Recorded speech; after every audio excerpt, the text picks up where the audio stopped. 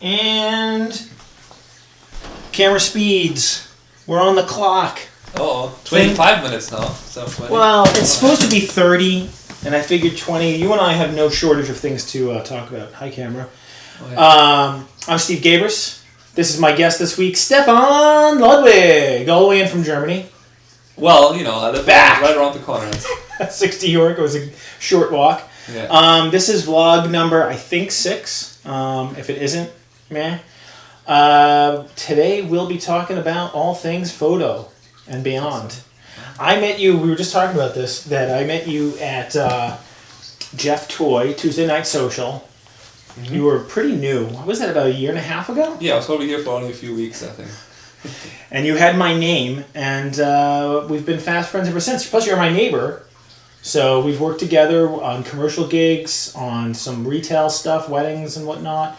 You're a good guy to go to for just gear or industry talk. And it's actually, and I've mentioned this before, but it's been really impressive to see your client base and your career and your career locally take off. I mean, you've really made some tremendous headway, in my opinion, from my vantage point, in really only a year's time or so. So it's an admirable thing, and you seem to be doing really well, expanding your client base, trying new things, of course, geeking out on gear. So what's new? What's exciting? What's happening? What's going on for 2017? Well, I just got back from visiting family and friends in Europe, so I'm really enjoying the off season. I'm not working too much for a while, so I really enjoy always to reset for the new season, and I'm just pretty much talking to clients and doing some video edits right now. It's the winter, 'tis the season. Yeah. So we started to talk a little bit before. We were having lunch, getting some nourishment, and we were talking about kind of the inevitability. I think it's This Week in Photo. I've heard those guys talk about it. Andy, the great Andy Buscemi, has talked about it as well, as sort of the future of stills. And I think it's a really good cross-section that you're at, to be a videographer. You have a background in journalism, from what I understand, yeah. And you're a stills guy. So you have kind of all of those things going on, whereas as a photographer, we're supposed to be anyway a storyteller, right, exhibiting that narrative. So you have a bit of a narrative or literary mind, but you have your understanding of composition and stills and your lighting, but then you also have your storytelling and the technical knowledge of what's going on to record and tell a story through video. That's kind of a really interesting cross-section, but what are your thoughts on this whole notion of extracting, stills from, a red camera, and kind of the future of the industry as far as that relates between video and stills? Mm-hmm. Yeah, I've done it if I needed to, but I never planned on doing it really. So one time I think, I did it actually for a first kiss, which was a great image. The image looked totally fine. You couldn't really see any difference. It wouldn't have been any other way. It was extracted from a video. I don't think that it's just gonna be with any other media like TV and radio. They don't, there's no radio anymore now. Everybody's watching TV. It's both exists in a different way. So once you have an 8K camera and those stills are almost as good, almost as good as a regular still, it might become a thing, but it's also gonna be hard to tell. Let's say we two talk to a wedding couple and we tell them about the idea, we shoot video all the time, and then we can take extract photos. They're gonna be we still want a photographer probably for at least another 10 years or so. The interesting part of that particular argument that I've heard that it's interesting is you're shooting 24 frames a second, right? What is it? Is it 29? Yeah, usually I do 24. It depends on kind of what style you're going for. So multiply that by whatever your footage is for the day, and now you got to go hunt for the stills. You think our editing's a bitch now. You try editing that, right? Yeah, I guess it's doable. Let's say I do a lot of like photo and video packages, so both together combined. Editing it anyway. Yeah, you're editing the video, and then you just take.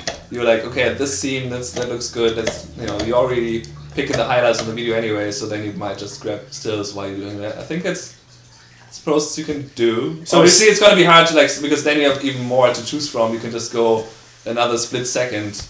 So are stills doomed according to that theory, or what do you? Well, I don't think they're gonna be doomed at any point. I mean, there might be somebody who wants to do both and by shooting 8K video or whatever it's gonna be, but I don't think that the just photography is ever gonna go away because of that. I just feel like it's a good addition, another way to do it, but it's totally different if I especially think about if we walk around with a prime lens and then you're searching for the best angle and you zoom with your feet kind of thing. You don't really do that when you're shooting video as much for I want the framing just as in a still. I think there's a lot of similar things about the composition, but it's not the same, I would say. All right. Yeah, I mean, it's odd for me. I've always... I don't know if I've talked to you about this or not, but I kind of have this romantic notion, or had this romantic notion in college, of being a DP, director of photography. And I was fortunate enough to have worked on Emily. I think it was Anna, and they converted the name to Emily, or the other way around. Same production company that made the Netflix film Mercy that you worked on. Yeah. We both worked with Luca. And the same gaff team, and I was that was the first time I had worked up close. I mean, we were both doing stills for the respective productions, but I really got an impression of what went into being a DP. I assume he chose the ARRI Alexa to, for whatever reason, for the grading or the resolution or whatever it was, and that was one thing, but knowing the camera movements and how that was going to sink in for post-production and all that stuff. But then there was just all the little minutia of the lighting, right? I mean, we're going to have a condor in the woods, and they're, who the fuck where did you come up with that, I just was kind of blown away by how much went into any given moment of filming, and, how much is at stake, right? We've got a full production there. I don't know how many days of production Mercy was, but I know that Anna was 29 days. Yeah, about the same, yeah. And that's a lot. I mean, what's it costing per minute for us to all be sitting there shooting? It's all right, we got to get it right. Or I'm sure you've seen the AD kind of rushing things along. All right, guys, I don't care where you're at. Get the lighting right now because we've got to shoot this thing. You start falling behind schedule on there. You got people kind of trying to keep you on track. But it really was a wake-up call for me. I mean, it's not to say that it's not doable, but it's really... I was very impressed with the level of knowledge that goes into that. And I've seen it on the commercial side, too. Commercial side of stills. And I think it makes me think more cinematically. If I have the opportunity to shoot a portrait or a wedding, if I have the time to think a little bit more about where the light's coming from, how I want to sculpt it a little bit or change it to convey the message that I want, or the image of that person, or the character of that person. So it's been kind of interesting like that. What are your thoughts about the? I mean, it was super interesting for me to see how a bigger production, where there's always at least 20, sometimes 30 people on set. So just to see that was super interesting for me. And I bet you need a lot of experience with being a DP. That it's gonna be a process of you probably are at smaller scale productions first, then you go with these bigger ones, and maybe you get kind of you get in a zone and don't care as much about those people, but you also have to tell them the right things, because he has to always quickly tell the lighting if he wants to change anything, because they do some of the things on their own, but what if he doesn't like it as much, he has to kind of... I love them. It's just I need a Kino there, I need a half-stop ND, I need... it's what the hell? And I get it. I get what you're saying, because I think that we probably think the same way. We've worked together. It's I need another speed light over here. I'm going to put a grid on that one. Yeah. And, if there was full sun in here today, we'd probably put some ND on here, or at least a scrim or something to knock down the light. And it's pretty much the same thing. I mean, just to a higher scale. But it's impressive. It's impressive to see those guys work and how they think. Yeah, I don't know if I want to do it. I mean, like something like that would be interesting to kind of like evolve into a bigger production, but at the same time, it's so different and there is so many people. Right. How much of your message gets lost? Yeah. Right in that sort of space, right? Yeah. So, but you are a DP though. I mean, you are a filmmaker, so you do have autonomy to whatever extent your clients pay you to have, right? Yeah. But you have creative control over your grading, your lens selection, so on and so forth. Yeah, except for that it's a live event with a wedding. It's gonna be right. It's whatever's there. Yeah. Good luck. So yeah, you can stage like some things, like, but it's rare. Like very rarely we would like, or like even think that it's a good idea to stage something. So usually it's just your creativity is more into, okay, how can I capture this the best way, how it's already happening, and then also like lighting wise, you can see, okay, wait, this is gonna be way too dark, I need some additional lighting for like the first dance or something like that. But usually it's just like what angle gives me the best light if it's outside and there is sun or something like that. Well, you and I were just talking about the cameras and the level of technology today and how good it is, right? So it's almost like hard not to screw it up, but to not have access to the information that you want.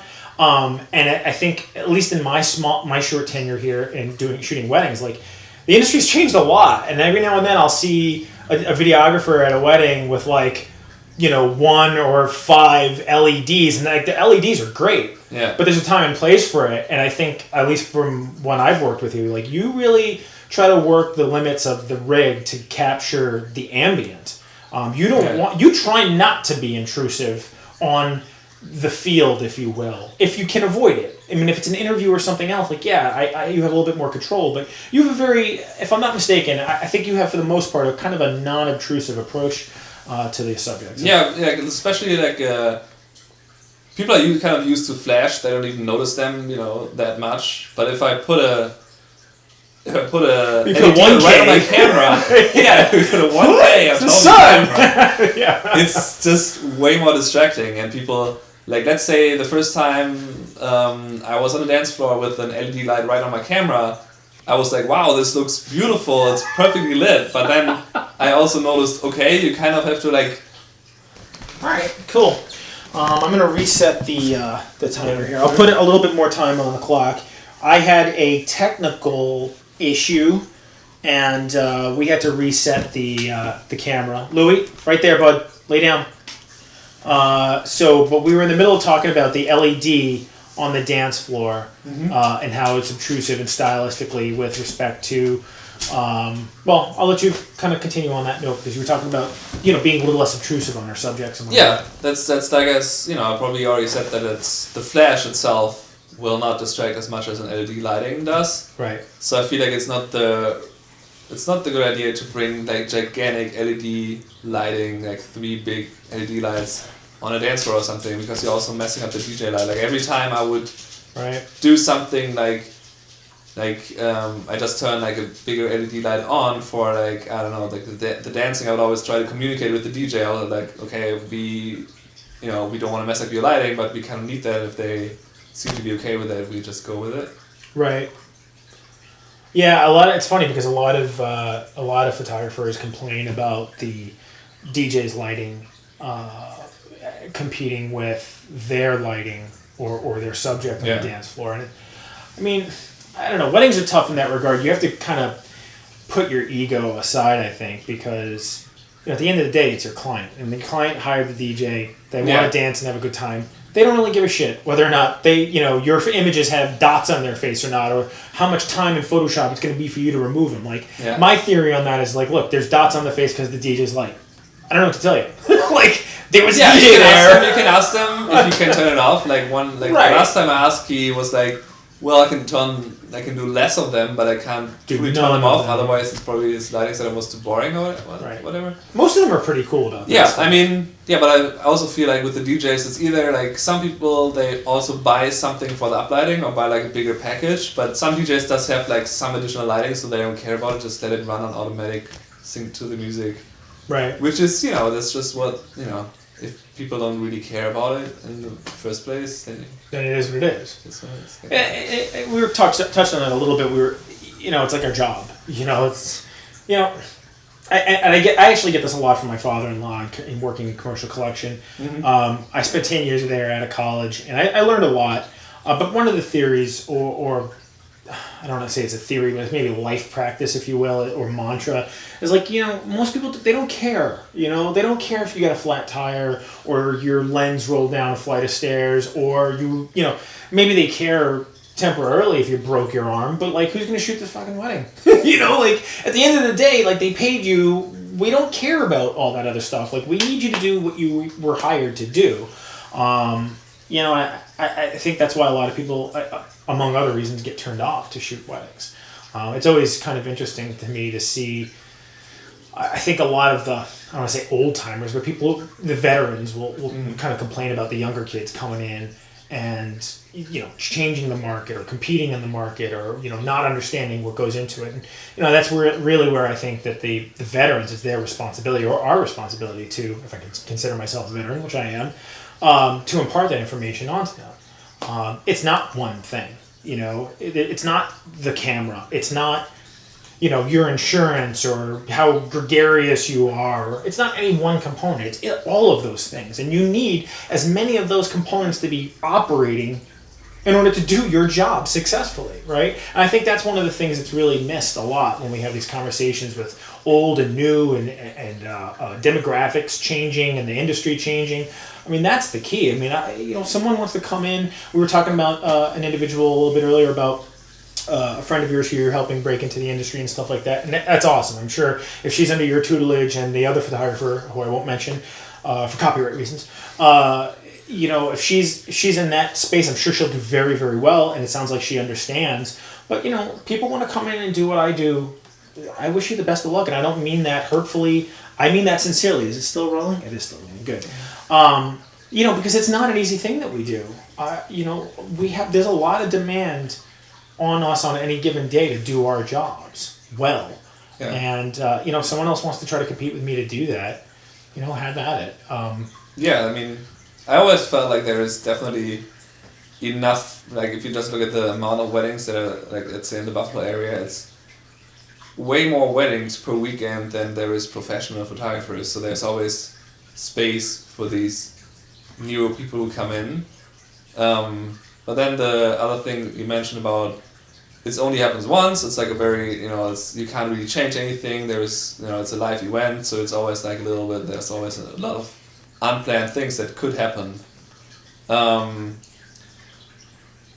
That is something you just, if you decide to become a wedding photographer, you just can't be stressed out by that. Like, really, like, obviously you are like, okay, there is gonna be the first kiss in the next, 1 minute, so you want to be at the right spot. But no, sometimes you might just miss it, or sometimes you just have to deal with, okay, this wasn't perfect, but I got the kiss. At least I got it. It's not like the image that I thought it would be, but you have it. So it's always like a mix of, you have to deal with the level of stress, and then you also have to like see, well, this one first kiss image, that's not the most important image of their wedding. In the end, there's gonna be way more images that they like way more.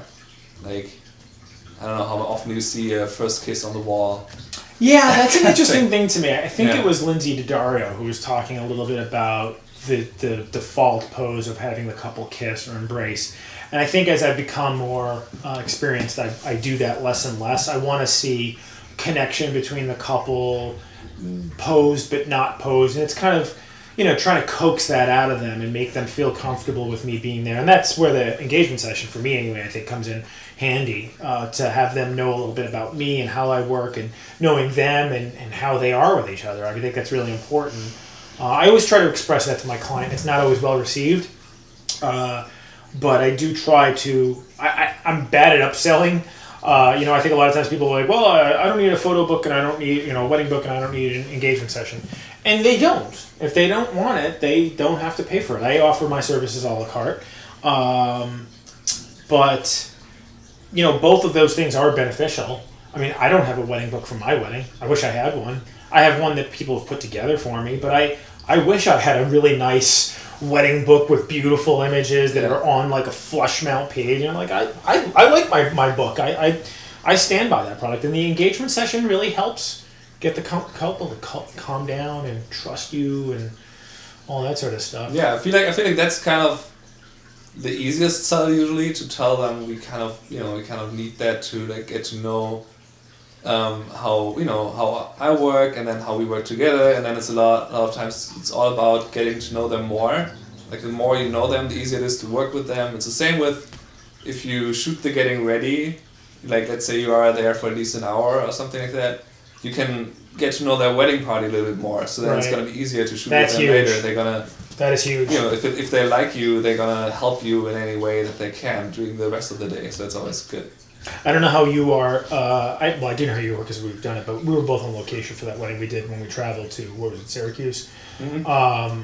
But a lot of photographers that I work with, or even my own photographers, it's like one person's usually with the bride and the other person's with the groom.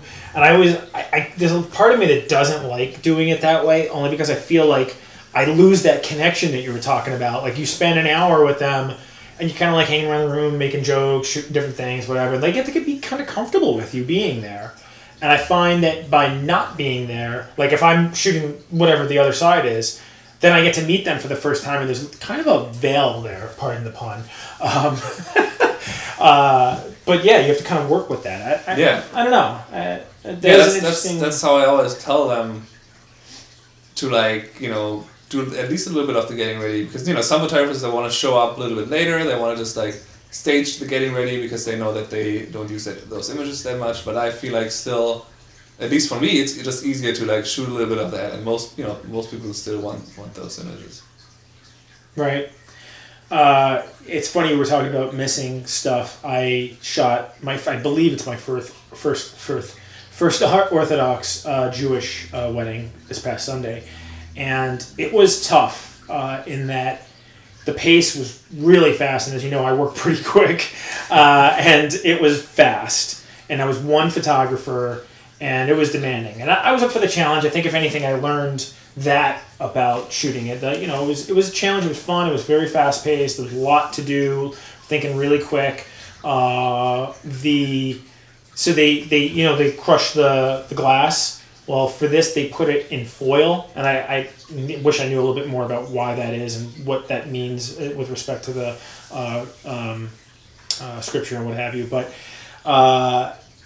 I was trying to get the rabbi's attention and ask him to hold for a second, because there was a lot of people around us, and I was trying to get down low because I wanted to get a wide shot, a tight shot of action, and then a tight shot of him actually breaking it. And all I got was him breaking it, it being crushed. And I was talking to them afterwards, and I was like, yeah, I tried to get the rabbi's attention and buy myself a little bit more time. And they were like, well, if you got him crushing it, you got it. They were like, most photographers don't even get it. They just miss it. And I was like, well, on the one hand, I'm like, oh, that's great, but on the other hand, I don't want to be like the rest of photographers. This is a great segue. My wife, a lot of times when I'm leaving the house on a wedding day, two segues, but one is when I'm leaving the house on the wedding day, I will be leaving and getting dressed, and not unlike maybe how you're dressed today. You look professional. You've got a collared shirt on, a sweater. I've seen what you wear in wedding days. You dress very sharp. But I would want to dress like that on a wedding day. And I know there's a whole school of photographers out there who want to feel comfortable because they're working. Whether it's 70 degrees or 107 degrees, they want to be comfortable so that they can provide a better service to their client by feeling comfortable. But every time I go to leave the house without a tie on, Val will be like, do you want to be like other photographers?